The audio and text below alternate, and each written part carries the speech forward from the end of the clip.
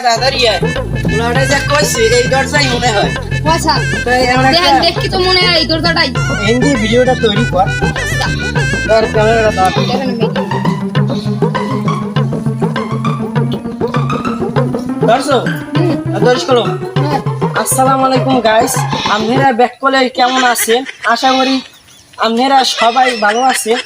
এখন আমি একটা ধরা আবৃত্তি করব আতা গাছে তোতা পাখি ডালিম গাছে ছাল নাই রাসেল ভাইপারের বাল নাই এখন এখন কি জানি কমু এবারে তাড়াতাড়ি মোর মন নাই কি স্যার মন নাই এখন হালারে লাগতে পুকুরে হালাম কোলা দরিয়া স্যার স্যার কোন লাইট চলতেছে স্যার